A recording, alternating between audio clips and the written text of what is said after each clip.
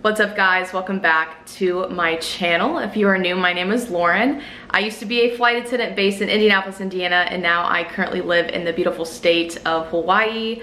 I have some explaining to do. I know this video is definitely long overdue, and I want to explain why I'm no longer a flight attendant anymore, you know, what led up to that, and also what my future plans are. So if you would like to know what's been going on in my life, then let's get into it. So I want to preface this video by saying this is not a negative video by any means. This is all positive. I have nothing negative to say about my flight attendant experience or the airline that I worked for. So if you think this is a video about, you know, me hating the job or something going wrong, that is not the video that is going to take place.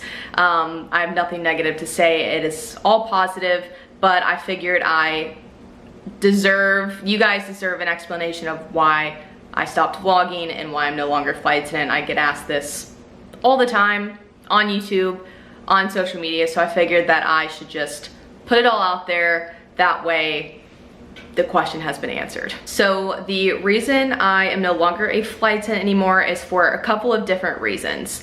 The number one main reason is because I was offered an incredible job at my same airline that I was working for as a flight attendant. So a few months before I took my new job, I was a full-time active flight attendant, but I was also a part of our recruiting team. I can't remember when I was asked. I want to say it was maybe January of 2022 or slightly before the new year of last year. I was asked to be a part of the recruiting team to help our full-time recruiters, you know, recruit, go to events, help them out with ideas. So it was me and a pretty decent sized group of active flight attendants who helped our full-time corporate recruiters. And there were a few corporate recruiters that happened to be previous flight attendants. So our recruiting team was absolutely awesome. So we had active flight attendants come to these events, answer questions, as well as previous flight attendants doing the recruiting. So it was awesome. So I was a part of that. Absolutely loved it. And then a few months after I was a part of the team, I was approached by a recruiter and asked if I was ever going to be interested in doing full-time recruiting. And as you all know, I'm super passionate about being a flight attendant in my airline, and I was based where we're headquartered, so that made it a really easy transition. I was then, you know, talked into all of the great benefits that this job had, plus a lot more money. So as you know, flight attendants don't make a lot of money, and I was going to make more money on the corporate side of things with really awesome benefits and honestly more of a stable life. So I decided to apply when that position became open, and I ended up getting the job after a couple of interview sessions with, you know, recruiters and managers and phone calls and stuff like that. So I was ultimately offered the job, and I think I had about a few days to think about it, or I know I already thought about it before. But there was a lot of thinking that I had to do on my end because, you know, I absolutely loved my occupation as a flight attendant. But I ultimately came down with, I'm going to take the job. I want to progress in the company, and I also want to, you know, be an influence to those candidates that I'm going to hire. I want them to have an awesome experience, you know, through the hiring process and through training, and I wanted to use my knowledge that I had and my passion for, you know, my role as a flight attendant to use that and, you know, be a really good recruiter. So I decided to take the job, and it wasn't taken lightly, but I want to explain why I decided to do that and also no longer be a flight attendant. So with this job, it was a 100% full-time corporate position. So I had to leave the line as a flight attendant and no longer be active. So I lost KCM, I lost, you know, just being a flight attendant, and that's something I did not take lightly. And it was, you know, my passion, but also something that I knew that I probably wasn't going to do forever. I was a flight attendant with an open mind. I knew that I did not want to go mainline. I knew that was not in my realm of possibilities because I didn't want to commute, and I had an awesome quality of life in Indianapolis. cost of living was cheap. I was flying with some of my best friends, and my fiance was my boyfriend, so I didn't want to leave that. But I was also open to new opportunities, and this one just came up. So the decision was really hard, only for the sole fact that I was going to transition completely off the line to a corporate position. So along with the career progression decision that I made about becoming a recruiter, I also was pretty burnt out as a flight attendant. I still loved my job, don't get me wrong, but I feel like flight attendants in general, they go through periods of time where it's a lot, and sometimes the career itself just doesn't work for people just because it is such a crazy job, crazy lifestyle. And I was pretty burnt out on being gone all the time. I was working really long days with very short overnights, and just the pandemic as itself, you know, it really changed the airline industry. Not just my airline, but every airline changed, and people became more aggressive and rude, and sometimes going to work every day was a struggle. And I know I was anxious going to work. I'm sure a lot of other flight attendants were, because during that time, a lot of flight attendants were getting assaulted and making the news, and there were arguments and videos going viral, and that could have happened on any one of my flights. I could have been hit. I could have been, you know, on, I don't know, Google News, Apple News box, like, I don't know, like, I just went to work every day with a guard up because I just didn't know how things were gonna go, and that was just the pandemic and the airline industry in a nutshell. So this new opportunity came at that time where I was feeling a little bit burnt out, so that's another, you know, contribution to my decision.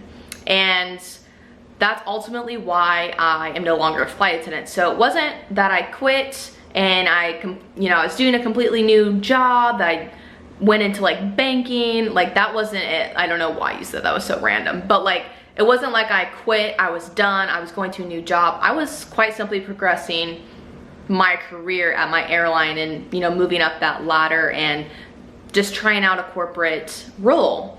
And that's ultimately the reason why. And to make things even more complicated, I'm in Hawaii. I'm not in Indianapolis. I fully uprooted my life and moved to an island in the middle of the ocean, about 4,000 miles away. So ultimately, I am no longer in the airline industry right this second.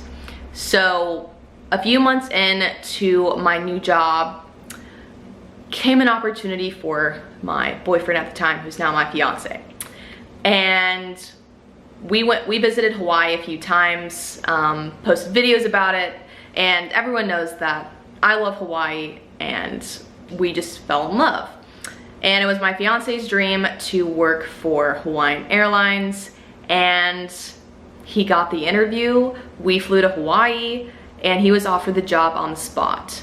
So that ultimately led to more thinking, like what's going to happen, like, so that is where I currently am at. I am not a recruiter anymore.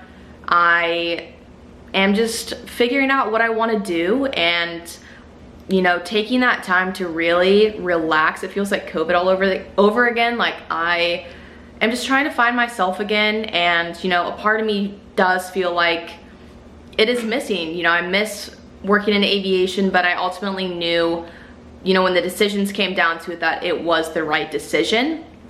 And, you know, I think being at a regional airline taught me some extremely valuable lessons, and it taught me to work really hard. Working at a regional airline as a flight attendant is really hard, and you're also underpaid. So if you're a regional flight attendant watching this, just know that I respect you, and I know how hard you work, and I know you love your job. Just keep going, and I have nothing but respect for all flight attendants, but especially regional, because we bust our butts on those flights. And that's just currently where I'm at. I'm floating in the middle of the ocean, and I am figuring out life. And as far as the future goes, being a flight attendant is most certainly in my future.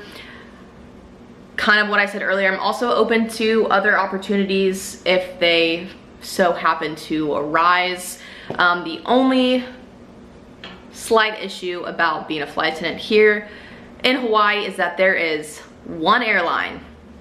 That is Hawaiian Airlines. That has been my literal dream from a long time ago. I just cannot imagine working for them. They are an incredible airline, and maybe one day that will happen, but they are not hiring at the current moment, and I know that they are extremely selective in their hiring process. So even when they come open, I will hopefully apply and hopefully get the job, but I know that there is going to be a lot of preparation before that happens. So that's currently where I'm at. I'm just kind of exploring options. I'm relaxing, I'm going to the beach, I'm sipping Mai Tais. Like, honestly, everything is fine, but it has been a super hard transition from, you know, not being a flight attendant anymore, not living in Indiana anymore, to transitioning to living in such a different place. And I think ultimately that's going to make me a stronger person and a better worker, better, you know, maybe flight attendant, maybe corporate, maybe pilot. I don't know what the future is going to hold, but I think that these experiences will definitely help me, you know, later in life, because it hasn't been easy.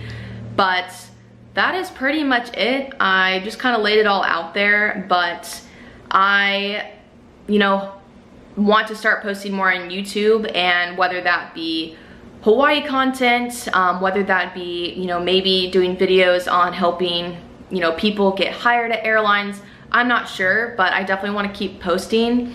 And also my DMs on Instagram are open to any of those wanting to be a flight attendant, specifically at the airline that I worked for. If you have questions or anything, you want to know anything, please shoot me a message. I will do my best to help you out. Even if it's a different airline, I have such an array of knowledge from a hiring standpoint that, you know, I could help guide you in the right direction in this career. So I know I ranted a lot, but I know that this was very much overdue, and that is why I'm no longer a flight attendant. So hopefully things will line up in my future where I get to do that again, but as of right now, I don't know. But definitely stay tuned. I would love to be a flight attendant again and fly. I really miss it, and just we'll see what happens. But if you guys enjoyed this video, make sure to give it a thumbs up. If you aren't already subscribed, make sure to hit that subscribe button. Like I said earlier, I am planning on making more videos. I really want to do, you know, Hawaii stuff, and, you know, what I do in a day, and maybe I'll start making more, you know, flight attendant content as far as like hiring tips and interview prep and stuff like that. I'm definitely all in about that. So let me know what you guys want to see, and I will do my very best, and we'll cross our fingers that more flight attendant content will be in the making sometime. But yeah, that's all I got. I will leave my Instagram on the screen. If you know, have any questions about actually wanting to be a flight attendant, please shoot me a message on there, and just follow me on Instagram. I post every single day. And yeah, that's it. This rant is over. I will see you guys on my next video.